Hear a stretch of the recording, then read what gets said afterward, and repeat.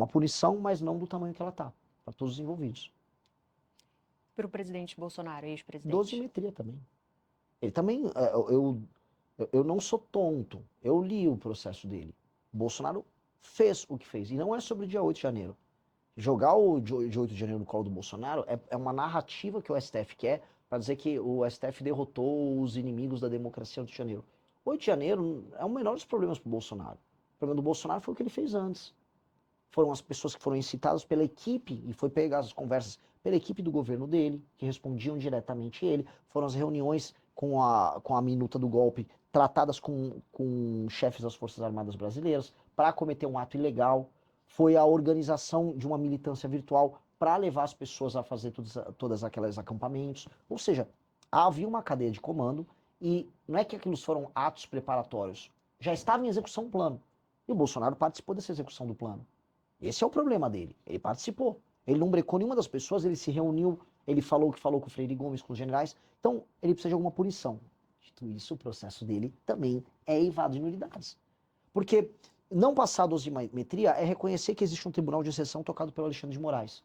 E aí o Alexandre de Moraes não quer que passe a dosimetria, porque no fundo ele está retirando as atribuições e autoridade especial que foi conferida de maneira ilegal a ele. Ele não é o juiz do Brasil. Então, a dosimetria, o Congresso resolve isso politicamente, acaba com esse inquérito maldito e vira essa página da história. Você falou do ministro Alexandre de Moraes. Para a gente fechar esse bloco, outro tema polêmico, impeachment de ministros do STF. Eu acho que ele merece, tanto ele quanto o Dias Toffoli estão mais do que merecedores de um impeachment na cabeça. Mais do que merecedores. E o Senado Federal, na próxima legislatura, tem a obrigação de andar com isso. Até porque qualquer CPI séria envolvendo o caso do Banco Master redundaria na investigação sobre eles e na queda desses ministros. Não à toa que o STF, junto com o Alcolumbre, junto num acordo com o próprio Flávio Bolsonaro, com o PT, todo mundo, esses caras derrubaram a CPI do Master, que aconteceria agora. Que uma das primeiras coisas que pegaria seria o sistema de compra de autoridades do senhor Daniel Vorcaro. Não apenas defendo, como acho que eles têm que ser punidos, eu acho que em se confirmando o que todas as provas nos levam a crer, os envolvidos todos têm que ir para cadeia. Mais do que serem tirados das posições que eles têm. E essa é a situação que envolve não só ele, como o Dias Toffoli. Será que avança essas investigações? Se você tiver o Lula ou o Flávio vencendo, não avança.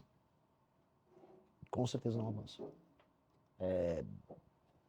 Basicamente, ambos fazem parte dessa máquina de corrupção brasileira que se tornou Brasília. Porque você tem um contínuo dos esquemas, né? As pessoas ficam falando de polarização, mas será que as pessoas não se dão conta que os esquemas que se iniciaram no governo Bolsonaro, eles continuaram no governo Lula? Master e INSS. Esses esquemas, eles cruzam o governo, e na verdade o que você tem uma hora era o João Roma pelo governo Bolsonaro e o lobby do Ciro Nogueira pelo governo Bolsonaro pelo Master. Depois passa a ser o Jacques Wagner, não vai que ela vem antes do Master, mas passa a ser o Guido Mantega, o Lewandowski, a relação com o próprio Lula. Essas coisas vão flutuando. E se pensar, o Master ele começou com o Jacques Wagner e com o Rui Costa na Bahia em 2018, no Credit Sexta, que é o início do escândalo. Então, esses escândalos, eles envolvem todo mundo ali. E ninguém tem interesse em mexer. Judiciário, liderança do Centrão, petismo e bolsonarismo. Renan tem. Vamos lá, vamos passar para o próximo bloco. A gente vai falar de temas específicos. Queria começar com um tema mais urgente para a população, que é a segurança pública. Crime organizado não está só nas comunidades, nas favelas, ele está no sistema. A gente teve recentemente, pelo governo americano, a classificação como organizações terroristas, Comando Vermelho, PCC. Minha primeira pergunta é, se eleito, qual seria a sua primeira medida com relação à segurança pública, Renan? São tantas. E eu vou ter que tomar algumas, assim, de uma vez. Primeira coisa, na própria transição, eu preciso já passar um aumento de penas para todos os crimes violentos e uma adequação do Comando Vermelho, PCC e outras facções naquilo que eu chamo de status de inimigo, que é a aplicação do direito penal do inimigo, que quem trouxe isso para o debate público no Brasil fui eu. Agora os outros começaram a imitar nas campanhas, que é entregar um status anômalo para essas entidades. Os Estados Unidos qualificou os PCC e Comando Vermelho como organizações terroristas internacionais, o que é um status diferente, que pode até gerar problemas para o Brasil.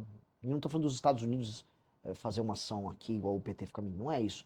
É que os Estados Unidos agora têm superpoderes, por exemplo, para falar, essa empresa aqui que trabalha nos Estados Unidos, ela tem uma vinculação indireta com o PCC. Você abre E uma hoje brecha e ali abre para uma brecha para. questionamento.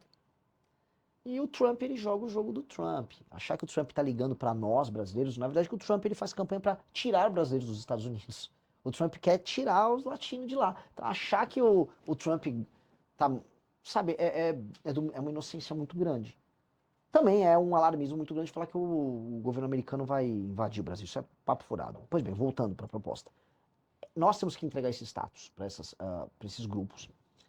Quando eu entro no meu mandato, com esse novo status, com esse novo marco legal que altera Código de Processo Penal, Lei de Execuções Penais e leis penais com penas mais duras, ou seja, vai ficar muito difícil para um criminoso, quando pego, sair da cadeia, especialmente os crimes violentos.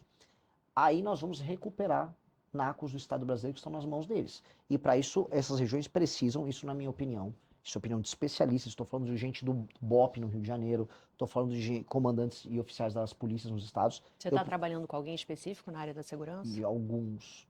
No Rio de Janeiro, o comandante Busnello, o coronel Busnello, um dos maiores snipers, membro do BOP, provavelmente, hoje ele é um co-pré-candidato ao governo do Rio de Janeiro junto com o bombeiro Rafa. Mas é sabido, se você não tiver, por exemplo, um estado de defesa em determinadas regiões, o que é o estado de defesa? É um status especial maior do que o da GLO, que permite que a polícia entre em domicílios sem mandado. Então a gente coloca todas as regiões, uma favela aqui, uma cidade ali, em estado de defesa, por uma semana, 2 semanas, e lá você pega todas as lideranças. Você faz. Sabe aquelas invasões, aquelas incursões que a polícia faz na favela? Muitas vezes eles não conseguem pegar certas pessoas que se escondem nos domicílios de outras pessoas e você não consegue entrar. A polícia, se for para pegar, eles têm que pegar e pegar de uma vez.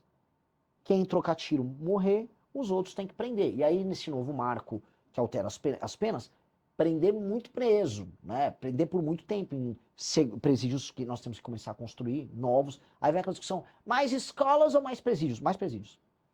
O Brasil parou de nascer, gente, eu preciso melhorar as escolas, eu preciso ficar construindo muito mais escola. A demografia brasileira está se alterando. Eu preciso fazer escolas melhores, mas eu preciso fazer mais presídios, eu preciso fazer muito mais presídio. E aí, com base nisso, nós vamos iniciar uma guerra contra eles, retomando esses territórios. Como eu vou ter alterado todas as leis que envolvem crimes violentos, ou seja, uma pessoa pegou, assaltou você com a mão armada no meio da rua, ele não pode pegar menos de 30 anos, sem progressão. Porque uma pessoa que botou uma arma na tua cabeça, ela se tornou juiz da tua vida. Ela pode decidir se você vive ou morre por causa de um celular, de uma aliança. Definitivamente esse cara tem que ter uma punição muito grande. Punição de país sério. Aqui não, o cara nem preso fica muitas vezes. Então nós temos que alterar essa dinâmica. Isso vai desconstruir a indústria do roubo e do furto que nós temos no Brasil, enquanto paralelamente o Estado age com inteligência. Como é que eu desmantelo o PCC? É só reocupando o território? Não. Eu tenho que pegar o Porto de Santos, eu tenho que pegar as fronteiras, eu tenho que pegar a lavagem de dinheiro. E aí entra o jogo da inteligência. Só que a inteligência é um jogo que tem que vir junto com o aumento da punição. Porque existe uma falsa dicotomia que vem os especialistas que adoram levar na Globo News. Não, porque a inteligência tem que ter inteligência. Agora, se não tiver aumento de punição, eu vou lá, uso minha inteligência, prendo o cara e o cara fica 2 anos. Que é o que acontece. Né? Então, tem que fazer as duas coisas. Você fala de aumento de punição, mas essas mudanças exigem, no mínimo, uma maioria ali legislativa, um forte apoio. Hoje, a base de vocês têm um deputado na Câmara, nada no Senado. Mas, por exemplo, esse mesmo deputado aprovou um projeto de lei agora, essas últimas 2 semanas, de aumento de penas para furto, roubo e receptação do celular. O tema é maior do que a bancada. Se eu ganhar a eleição, primeiro, eu vou ter uma bancada muito maior do que essa. Segundo, ganhando as eleições com essa temática, os deputados dos outros partidos vão estar pautados nisso que seria o espírito do tempo. E com base nisso a gente forma maiorias. Hoje, no governo Lula, houve maioria para aumento de penas.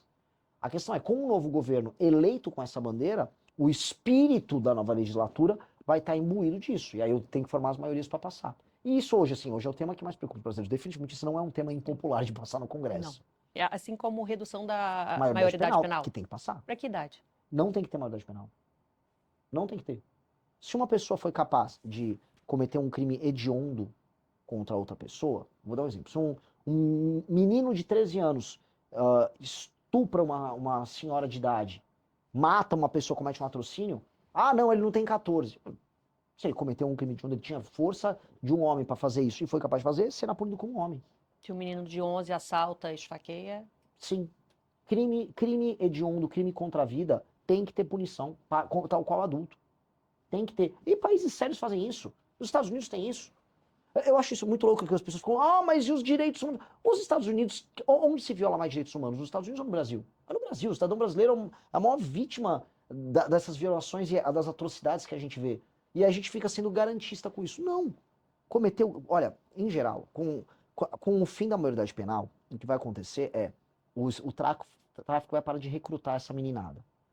O recrutamento vai diminuir. E eu vou destruir o tráfico também. Mas esse sistema de incentivo termina. O que vai sobrar? O psicopata. Não existe forma de brecar o jovem psicopata. O psicopata é um psicopata. É o Hannibal Lecter do... né? Esse cara, ele é um psicopata. Então, em geral, esses jovens que cometem essas atrocidades são psicopatas. São pessoas que terão que ser internados pro resto da vida delas. Então não há o que se fazer. Não vai ter maioridade penal com um psicopata assassino? Não, esse cara foi um erro, deu um erro aí na hora que ele nasceu, deu um bug, nasceu com um problema, vai ter que ficar preso o resto da vida. Não tem o que fazer. Igual o maníaco do parque. Ele não era menor de idade, mas o que nós faremos com o maníaco do parque? Não sei. Muitas ideias vêm na cabeça, mas definitivamente o mínimo é deixar ele preso o resto da vida. Isso para crimes hediondos, então, sem maioridade.